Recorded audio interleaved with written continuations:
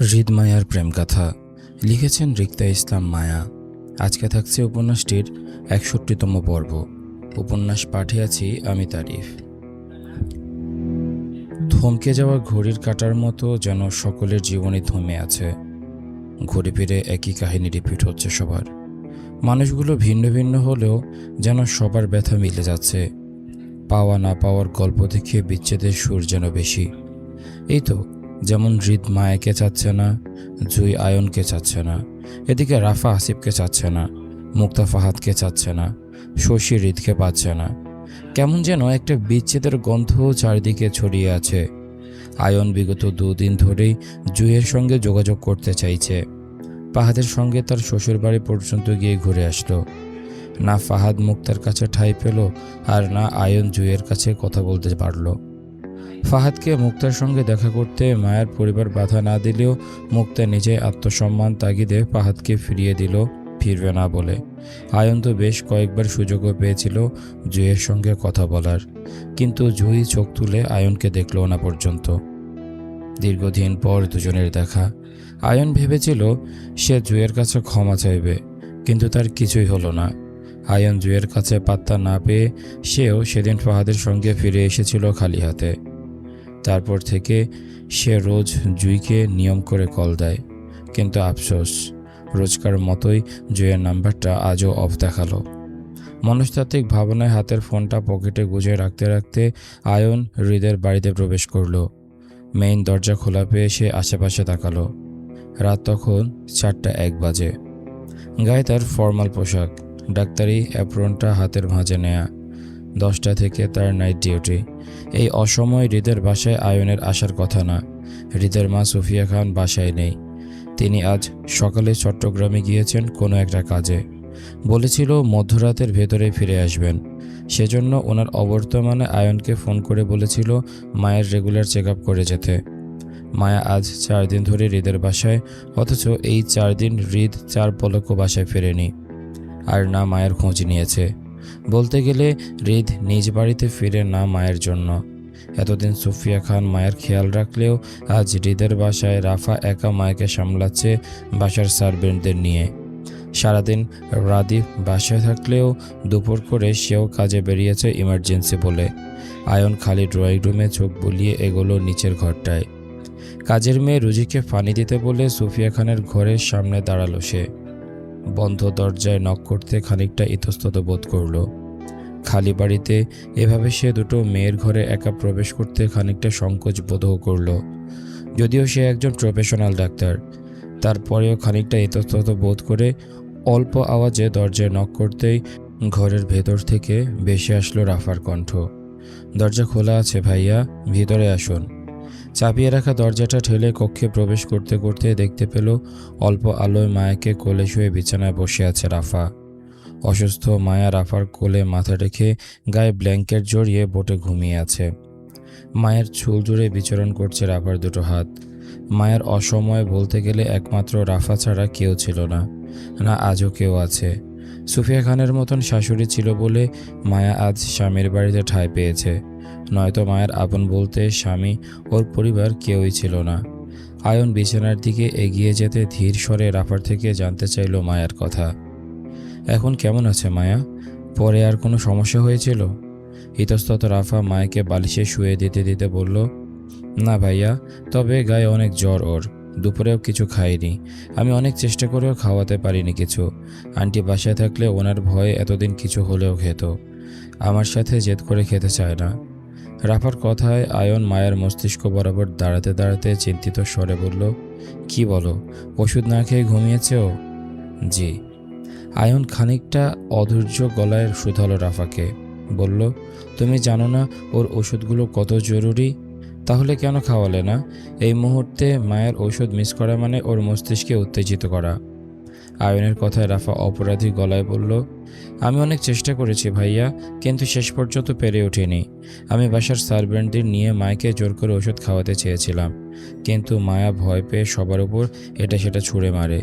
রোজি খালা কপালে আঘাত পেয়েছে, আমার হাতেও কামলো। মায়া নিজেকেও আঘাত করেছে অনেক। ওর হাতটা দেখুন, কালচিটে হয়ে গেছে বারবার একই জায়গায় কামড়াতে কামড়াতে। সেজন্য আমি ভয় পেয়ে গেছিলাম, তাই ওকে আর জোর করি নাই। মায়া বাহিরের মানুষ দেখলে ভয় পায় ভাই, তৎক্ষণাৎ অ্যাটাক করে বসে। সেজন্য ওকে নিয়ে আমি রুমে বসে আছি। দুপুর থেকে মায়ের গায়ের জ্বরটা বাড়লে সুফিয়া আন্টিকে কল করে সেটা জানাই। আন্টি আমাকে বলেছিল আপনাকে পাঠাবেন, সেজন্য আপনার অপেক্ষা করছিলাম আমি। রাফার কথায় আয়ন শান্ত চোখে মায়ের শুকনো মুখটার দিকে তাকালো। খুব সুন্দর আদলের মায়ের মুখটা ফ্যাকাশে হয়ে আছে অসুস্থতায়। আজ মায়ের এই দুর্দশার পিছনে আয়ন নিজেও দায়ী। তারা সবাই মিলে একটা সুস্থ মেয়েকে একটু একটু করে মানসিক অশান্তিতে পাগল বানিয়েছে। একটা সুন্দর ফুলকে দুমড়ে মুচড়ে ভেঙে দিয়েছে। তাদের ভুলের জন্য মায়া কি না কি হারিয়েছে, স্বামী, সংসার, এমনকি নিজের পরিবারকেও। সবকিছু হারিয়ে মানসিক ভারসাম্যহীন বিছানায় পড়ে আছে। এখন মায়া মানুষ দেখলে ভয় পায়, অথচ যে মেয়েটা সারাক্ষণ মানুষের ভিড়ে থাকতে পছন্দ করত, সে আজ একা থাকে। সারাক্ষণ কথা বলা মেয়েটা হুট করে কেমন চুপ হয়ে গেল। মায়ের চঞ্চলতা হারিয়ে গেল। মায়কে নিঃস্ব শূন্য করার পিছনে আয়নও একজন অপরাধী। তীব্র অপরাধ বোধে আয়নের বুকটাও কেমন চিন ব্যথা করল। খুব প্রিয় মানুষের অসহায়তা দেখে আয়নের বুকটাও কেমন হাহা করল। আয়ন দম বন্ধকর পরিস্থিতিতে হা করে নিঃশ্বাস টানতে চাইল, কিন্তু বাতাসে মিশে আছে মায়াময় গন্ধ। আয়নের আটকে থাকা নিঃশ্বাসটা আর আটকে গেল। কম্পিত হাতটা কোনো রকম মায়ের উত্তপ্ত কপালে রাখতে সেটা তৎক্ষণাৎ সরিয়ে নিল। অস্থির উত্তেজিত গলায় বলল, মায়ার গায়ে ভীষণ জ্বর রাফা, শরীরের টেম্পারে ওর ব্রেনে চাপ পড়তে পারে। ওকে দ্রুত হসপিটালে নিতে হবে। আমি গাড়ি বের করছি, তুমি ওকে রেডি করো। কথাটা বলে আয়ন কেমন দম বন্ধকর পরিস্থিতি থেকে বেরিয়ে আসতে চাইল। হা করে নিঃশ্বাস টানতে চাইল খোলা বাতাসে। মায়ের দুর্দশায় তার বুকে ব্যথা অনুভব করল। ড্রয়িং রুম হতে বেরিয়ে সোজা গাড়িতে এসে বসল। হাতের অ্যাপ্রনটা ঢিল মেরে পাশের সিটে ফেলে পরপর শার্টের দুটো বোতাম খুলে দুপাশে ছড়িয়ে দিল। আটকে রাখা নিঃশ্বাসটা টানতে চাইল। বুক ফুলিয়ে পরপর নিঃশ্বাস টেনে স্টিয়ারিং চেপে তাতে কপাল ঠেকালো তীব্র অপরাধ বোধে। আয়ন কখনো এতটা অপরাধ বোধে ভোগেনি আজ যতটা নিজেকে অপরাধী মনে হচ্ছে তার। আয়ন চাইলে হৃদের অনুপস্থিতিতে সবকিছু ঠিক রাখতে পারত, মায়ের খোঁজ করতে পারত, কিন্তু সে করেনি। আসলে হৃদ ঠিকই বলে, হৃদ ছিল না বলে তার বউয়ের মর্যাদাও কেউ করেনি। সবাই হৃদের উপস্থিতিতে তার বউয়ের মর্যাদা বাড়ায়, হৃদের আড়ালে নয়। আজ সবার অবহেলায় মায়াকে হারাতে বসেছে। এভাবে চলতে থাকলে মায়া মারা যাবে যে কোনো সময়। মায়াকে বাঁচানো মুশকিল হয়ে যাবে। মত্ত আয়ন সেভাবে কিছুক্ষণ বসে রইল। খানিকটা সময় পর স্টিয়ারিং থেকে মাথা উঠিয়ে হাত বাড়িয়ে ফোনটা নিল গাড়ির ডেস্ক হতে। মেসেজ অপশনে হৃদের নাম্বারে ছোট করে বার্তা লিখল, মায়াকে তোর বড্ড প্রয়োজন হৃদ, প্লিজ চলে আয়। মেয়েটা মরে যাবে তোর অবহেলায়, ফিরে আয় প্লিজ। মেসেজটি সেন্ড করে আয়ন খানিকটা সময় নিল উত্তরের আশায়, কিন্তু ফোনের ওপাশ হতে কোনো উত্তর না আসায় আয়ন পুনরায় একইভাবে মেসেজ লিখল হৃদের নাম্বারে, তোর বউ ভীষণ অসুস্থ হৃদ, দ্রুত হসপিটালে নিতে হবে। স্বামী হিসেবে না পারিস, অন্তত মানুষ হিসেবে দায়িত্ব পালন কর, নয়তো মরে যেতে দে মায়াকে। আমি হসপিটালে অপেক্ষা করব। আয়ন হৃদের নাম্বারে পরপর দুটো মেসেজ পাঠিয়ে গাড়ি স্টার্ট করলো। আয়নের জানা নেই হৃদ আয়নের মেসেজগুলো পড়বে কি পড়বে না, সে মায়ার টানে বাড়িতে ফিরবে কি ফিরবে না। তবে আয়ন মায়াকে একা রেখে হসপিটালে চলে গেল। আজ সেও দেখতে চায় মায়ের জন্য হৃদের মনে কতটা ঘৃণা জন্মেছে। ভালোবাসার মানুষকে চাইলেই ঘৃণা করা যায় না। মায়ের অসুস্থতার সম্পর্কে সব জানা হৃদের। সব জেনেও যদি মায়ের থেকে হৃদ মুখ ফিরিয়ে নেয়, তাহলে আয়ুর নিজে হৃদের মার সঙ্গে কথা বলে মায়েকে আলাদা বাড়িতে রাখার জন্য। সব কিছুর আগে মায়ের সুস্থতা প্রয়োজন। হৃদের আশেপাশে থাকলে মায়ের সুস্থ হবে না। হৃদের ঘৃণা অবহেলা বরং মায়ের মানসিক চাপ বাড়াবে। আয়ন চলে গেল রাত 8টা। সেই 8টা থেকে 9টা হলো, 9টা থেকে 10টা গড়িয়ে ঘড়ির কাঁটা 11টায় পৌঁছালো। মায়ের শরীর আরও খারাপ হলো। গায়ের জ্বর খিঁচুনি দিয়ে শরীর কম্পন ধরল। হাত পা ঠান্ডা হয়ে মায়া আবারও প্যানিক অ্যাটাক করলো।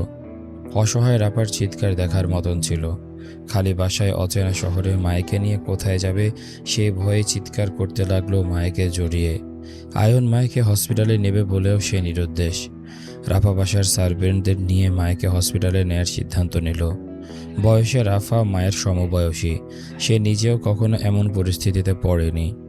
অচেনা শহরে মায়াকে নিয়ে কোন পথে যাবে আয়নের হসপিটালে সেটাও জানে না, শুধু জানে মায়াকে এই মুহূর্তে হসপিটালে নিতে হবে। কোথায় কার কাছে গেলে সাহায্য পাবে তাও জানে না রাফা। হৃদের ড্রাইভারকে গাড়ি বের করতে বলে রাফা ফরফর কল মিলালো সুফিয়া খানকে। তারপর রাদিফ, আয়ন, তিনজনকে ফরফর কল দিল রাফা। প্রথমবার সুফিয়া খান কল রিসিভ না করলেও রাফার আয়নকে কল দেওয়ার মধ্যেই সুফিয়া খান কল আসলো রাফার হাতের ফোনে। রাফা তৎক্ষণাৎ সুফিয়া খানের কল রিসিভ করে অস্থির উত্তেজিত ভঙ্গিতে কাঁদতে কাঁদতে মায়ের কথা জানাতে জানাতে ড্রয়িং রুমে প্রবেশ করল হৃদ। রাফার চিল্লাচিল্লিতে শক্ত গম্ভীর হৃদের পা থামে কাজের মহিলা রুজিনার গায়ে ঢলে পড়া মায়ের দিকে তাকিয়ে। হাত পা খিঁচে নাক দিয়ে রক্ত ঝরছে মায়ার। ফর্সা মুখটা কালো হয়ে আছে, মুখ দিয়ে ঝাঁঝ বের হয়। হৃদ কেমন শক্ত হয়ে জায়গায় দাঁড়িয়ে রইল মায়ের দিকে তাকিয়ে। হৃদের মুখ দেখে ভিতরকার অনুভূতি বলা দেয়। রাফা কান্নাকাটি করে সুফিয়া খানকে সবটা বলতে বলতে চোখে পড়ল মেইন দরজার সামনে দাঁড়িয়ে থাকা হৃদের উপর। আশার আলো দেখার মতো তৎক্ষণাৎ ছুটে গেল সেদিকে। কল না কেটে দুহাতের মুঠোয় ফোনটি চেপে হৃদের কাছে মিনতি করে কাঁদতে কাঁদতে বলতে লাগলো, ভাইয়া প্লিজ মায়াকে একটু হসপিটালে নিয়ে যান না প্লিজ, আপনার পায়ে ধরছি আমি, প্লিজ মায়াকে বাঁচান, ও অনেকক্ষণ ধরে এমন করছে। আমি একা এই শহরে কিছু চিনি না, ওকে নিয়ে কোথায় যাব? প্লিজ আপনি ওকে বাঁচান ভাইয়া, প্লিজ। মায়া তো আপনাকে ভালোবাসে, ও আপনার জন্য সুইসাইড পর্যন্ত করতে গিয়েছিল। প্লিজ ভাইয়া ওকে হসপিটালে নিয়ে যান প্লিজ। মায়ের সুইসাইডের কথাটা কানে যেতে হৃদ তড়াক করে তাকালো রাফার দিকে। চোখ মুখ তখনও কেমন শক্ত আর কঠিন। রাফা বুঝতে পারল না হৃদের কঠিন দৃষ্টির কারণ। রাফা বারবার মায়াকে বাঁচানোর আগতে মিনতি করছে হৃদের কাছে। সেকেন্ডের মাঝে হৃদ দৃষ্টি ঘুরিয়ে বাহিরের দিকে চলে যেতে যেতে গম্ভীর মুখে রাফার উদ্দেশ্যে বলল, কাম উইথ মি। হৃদকে বাইরের দিকে চলে যেতে দেখে রাফা দৌড়ে মায়ের দিকে এগিয়ে আসলো। কাজের মহিলা রুজিনাকে নিয়ে মায়কে ধরাধরি করে বসালো হুইল চেয়ারে। হৃদের অনুসরণ করে মায়কে নিয়ে দ্রুত পৌঁছালো গাড়ি অবধি। হৃদ গাড়িতে বসা ছিল। আসিফকে আশেপাশে কোথাও দেখা গেল না। তবে হৃদের গাড়ির দরজা খোলা পেয়ে রাফা রুজিনা বেগমকে নিয়ে মায়কে নিয়ে বসলো গাড়ির পিছনের সিটে। ওদের বসতে হৃদ তৎক্ষণাৎ গাড়ি টানলো খালি রাস্তায়। রাফা থেকে থেকে বেহুশ মায়কে জড়িয়ে কাঁদছে। হৃদের শক্ত মতিগতি তখনও বোঝার দায়। রাফা মায়কে নিয়ে কাঁদতে কাঁদতে হৃদের উদ্দেশ্যে বলল, আর কতক্ষণ লাগবে আমরা হসপিটালে পৌঁছাতে ভাইয়া? রাফার কথাগুলো বলতে বলতে গাড়ির মিরর দিয়ে দূর রাস্তার দিকে তাকালো। ওরা কোথায় আছে কিছুই জানে না রাফা। দূর রাস্তা হতে দৃষ্টি সরাতে গিয়ে চোখ পড়ল গাড়ির স্টিয়ারিং ঘুরাতে থাকা হৃদের কম্পিত হাতের দিকে। কেমন থরথর করে কাঁপছে স্টিয়ারিংয়ে থাকা হৃদের দুটো হাত, অথচ হৃদের মুখভঙ্গিমা কেমন শক্ত আর কঠিন করে রাখা। গাড়ির এসির মধ্যেও বিন্দু পরিমাণ ঘাম জমে হৃদের কপালে। রাফা বুঝতে পারল না হৃদের অস্থির কম্পিত হাতের কারণ। হৃদ কি অসুস্থ মায়ের মতন, নাকি তার কোনো ভয় আছে? রাফার হৃদকে দেখে মনে হলো না সে অসুস্থ। তারপরেও রাফা হৃদকে নিয়ে আর ঘাটালো না মায়ের চিন্তায়। 10 থেকে 15 মিনিটের মধ্যে হৃদের গাড়িটি এসে থামলো হসপিটালের সম্মুখে। হৃদ শব্দ করে গাড়ির দরজা খুলে দাঁড়ালো পাশে। হসপিটালের বাইরে আগে থেকে দাঁড়িয়েছিল আয়ন নার্সদের নিয়ে। হৃদের গাড়ি থামাতে আয়ন তৎক্ষণাৎ নার্সদের দিয়ে মায়াকে নামালো। নার্সদের সাহায্যে মায়াকে কেবিনেও দেয়া হলো সঙ্গে সঙ্গেই। মায়ের চিকিৎসা চলল। রাফা মায়ের কেবিনের বাইরে ভয়ে জড়সড় হয়ে দাঁড়িয়ে আছে। হৃদ এই পুরোটা সময় নীরব দর্শক হয়ে দাঁড়িয়ে, তার ভূমিকা অদেখার মতন। ঘণ্টা দেড়েক সময় নিয়ে মায়েকে চিকিৎসা দিয়ে কেবিনে শোয়ানো হলে ডক্টর সাজিদের সঙ্গে বেরিয়ে আসলো আয়ন। আয়নের চোখে মুখে অসহায়ত্বের ছাপ। হৃদকে পেল মায়ের কেবিনের পাশে চুপচাপ দাঁড়িয়ে। আয়ন দূর থেকে হৃদের শান্ত ভঙ্গি দেখে ঠাহর করতে পারল হৃদের অশান্ত মনের তোলপাড়টা। হৃদ হয়তো আশা করেনি মায়া সত্যি সত্যি এতটা অসুস্থতা হবে। আয়ন হৃদের মুখোমুখি হতে হতে ক্লান্তিময় হতাশার গলায় বলল, আমার সাথে কেবিনে আয় তুই। জায়গা ছেড়ে হৃদকে নড়তে না দেখে আয়ন হৃদের হাত টেনে মিনতির স্বরে বলল, মায়ার রিপোর্ট এসেছে, প্লিজ আমার সাথে আয় ভাই। ডক্টর সাজিদা কথা বলতে চায় মায়ের গার্ডিয়ানের সঙ্গে। তুই ছাড়া আপাতত মায়ের এখানে কেউ নেই, মামিও ঢাকা নেই, প্লিজ আয়। আয়নের হাতটা ঝাটকা মেরে ফেলে হৃদ এগিয়ে গেল ডক্টর সাজিদার কেবিনে। কাউকে কিছু না বলে ঠাস করে বসে পড়ল ডক্টর সাজিদার মুখোমুখি চেয়ারটায়। আয়ন হৃদের পাশাপাশি চেয়ারটা টেনে বসতে বসতে বলল, আপনি বলুন ডক্টর সাজিদা, আমরা শুনছি। মধ্যবয়স্ক ডক্টর সাজিদা সুফিয়া খানের অনুসন্ধান করে বলল, মিসেস সুফিয়া খান আসেনি ডক্টর আয়ন? আয়নের স্বভাবস্বরূপ বলল, না ডক্টর, মামি ঢাকার বাইরে আছেন, কাল সকালে আসবেন, আপনি আমাদের বলুন। ডক্টর সাজিদাকে মায়ের ব্যক্তিগত ডাক্তার হিসেবে রেখেছেন সুফিয়া খান, তাই তিনি মায়ের সকল রিপোর্ট সম্পর্কে পূর্ব থেকে অবগত ছিল বলে ডক্টর সাজিদা আবারও আয়নের উদ্দেশ্যে বলল, দেখুন, পেশেন্টের মানসিক ব্যাপারটা আগে ক্লিয়ার করে বলেছিলাম মিসেস খানকে। তিনি বলেছিল পেশেন্টের যত্ন নেবেন, সেখানে পেশেন্ট আবারও প্যানিক অ্যাটাক করলো। সেজন্য বলছিলাম সুফিয়া খানের অনুপস্থিতিতে আমার পেশেন্টের ব্যক্তিগত গার্ডিয়ানের সঙ্গে কথা বলা প্রয়োজন। ডক্টর আয়ন, আশা করছি আপনি বুঝতে পারছেন। ডক্টর সাজিদা ঘুরে ফিরে একই কথায় তৎক্ষণাৎ রেগে যায় হৃদ। অধৈর্যের ন্যায় ডক্টর সাজিদার টেবিলে হঠাৎ থাপ্পড় দিয়ে গর্জন করে বলল, বালের ডক্টর, আপনি আমার সামনে বসে আছি, চোখে পড়ছে না আমাকে? ডিগ্রি অর্জন করছেন কিভাবে, ভণ্ডামি করে? হৃদের হঠাৎ গর্জনে ডক্টর সহ আয়নও ভয়ে চমকে উঠল। আয়ন তৎক্ষণাৎ হৃদকে থামাতে চেয়ে ডক্টর সাজিদাকে শুধিয়ে বলল, আপনি প্রশ্ন না করে রিপোর্ট বলুন প্লিজ। হৃদ খান পেশেন্টের হাজব্যান্ড হয়, আপনি বলুন। ডক্টর সাজিদা থমথমে মুখে হৃদের দিকে তাকালো। হৃদ খানকে তিনি ভালো করেই চিনেন, এই শহরের প্রভাবশালীদের একজন। এদের ক্ষমতা আর দাপটের কথা শুনেছেন তিনি আগেই, তবে বিগত কয়েকদিন ধরে স্বচক্ষে সবটা দেখেছেন তিনি। যেমন মা তেমন ছেলে, দুজনেই অধৈর্য। তারপরেও সুফিয়া খান যেমন তেমন ওনাকে বোঝানো যায়, কিন্তু ওনার ছেলে হৃদ খান তো আরও গরম, অধৈর্য মানুষ। ডক্টর সাজিদা থমথমে মুখে বলল, দেখুন মিস্টার খান, পেশেন্টের অবস্থা খুবই শোচনীয়। পেশেন্ট মানসিক ডিসঅর্ডারের রোগী। এত ঔষধাদির মধ্যেও এতদিন ধরে পেশেন্টের জ্বর কমছে না, বারবার প্যানিক অ্যাটাক হচ্ছে, মানসিক চাপ বাড়ছে। পেশেন্ট হয়তো কোনো কিছু নিয়ে তীব্র ডিপ্রেশনে ভুগছে, যার জন্য বারবার প্যানিক অ্যাটাক হচ্ছে। আমার মনে হয় পেশেন্টের চারপাশের পরিবেশ ঠিক নেই। পেশেন্টকে সুস্থ করতে চাইলে আগে পেশেন্টকে একটা সুস্থ পরিবেশ দিন। যথাসম্ভব সবাই পেশেন্টের সাথে ভালো ব্যবহার করুন, পেশেন্টকে হাসি খুশি রাখুন। ওষুধের চেয়ে পেশেন্টের পরিবেশ পরিবর্তন করা জরুরি, তাহলে পেশেন্টের মস্তিষ্কে পড়া প্রভাব এমনি কমে আসবে। নয়তো আমরা পেশেন্টকে খুব দ্রুত পাবনার ডক্টরের কাছে সাজেস্ট করব।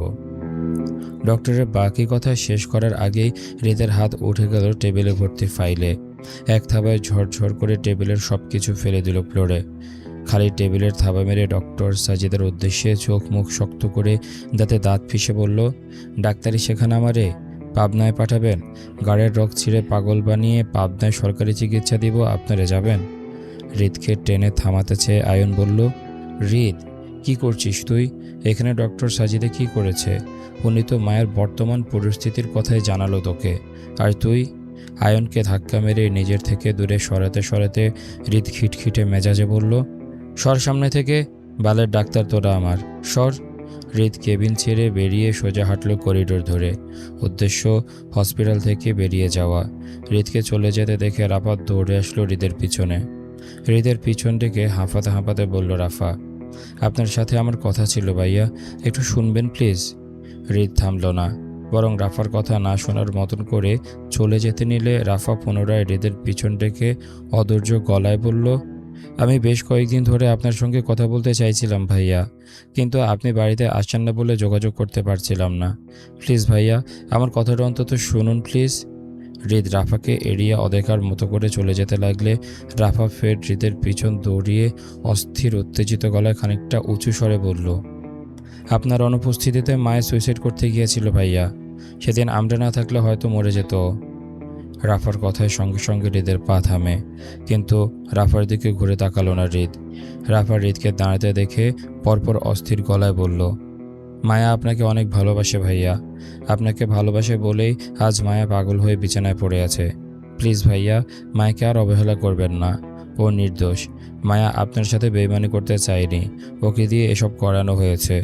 মায়ের বিয়েটা তো। রাফাকে বলতে না দিয়ে হৃদ এক প্রকার জেদ করে চলে গেল রাফার কথা না শুনে। শেষ পর্যন্ত রাফা কী বলতে চেয়েছিল সেটাও শুনল না হৃদ। হৃদকে চলে যেতে দেখে রাফা আগ বাড়িয়ে আর কিছুই হৃদকে জানাতে চাইল না, বরং উল্টো পায়ে হেঁটে মায়ের কেবিনে গেল।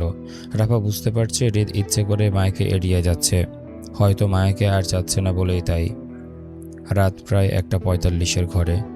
অন্ধকার কারাগারে চেয়ারে হাত পা বাঁধা অবস্থায় বসা কেউ, মাথার উপর হলুদ আলোর লাইট জ্বলছে, সামনে 14 শিকলের জেল। সন্ধ্যার পর থেকে লোকটা এখানে একইভাবে হাত পা বেঁধে বসিয়ে রেখেছে থানার পুলিশরা। বসে থাকতে থাকতে একটা সময় ঝিমিয়ে ঘুমিয়ে পড়ল চেয়ারে বসা লোকটা। হঠাৎই কোনো কিছু টুংটাং শব্দ কানে যেতেই চেয়ারে বসা লোকটা ঘুমন্ত চোখ মেলে তাকাতে চাইলে ঘুমের তাড়নায় ঝাপসা চোখে দেখল শিকলের তালা খুলছে বয়স্ক পুলিশ। লোকটার হেলিয়ে পড়া ঘাড়টা মুহূর্তে সোজা করতে করতে দেখল পুলিশ নয়, বরং একজন ভদ্র মহিলা মাথা রুইয়ে জেলে প্রবেশ করছে। চেয়ারে বাঁধা লোকটার ঘুম তৎক্ষণাৎ ছুটে গেল। চোখ টেনে সামনে তাকাতে খুব পরিচিত একটা মুখ চোখে পড়ল। লোকটার কপাল কুঁচকে আসে ভদ্র মহিলাটিকে তা স্মরণ করতে চাইলে মহিলাটি লোকটার দিকে এগিয়ে এসে চেয়ার টেনে মুখোমুখি বসতে বসতে মাধুর্য হেসে কৌতুক করে বলল, খিরে জসিম, কী অবস্থা তোর? আগের মতো হারামি আছিস নাকি আরও লেভেল বাড়িয়ে উন্নতি করেছিস? কোনটা? আমাকে তোর সামনে হাজির করেছিস মানে অবশ্যই তোর হারামির লেভেল বেড়েছে। শুনলাম আমাকে নাকি খুব মিস করছিলি, তাই চলে আসলাম। Nice to meet you again দোস্ত। এই ছিল আজকের পর্ব।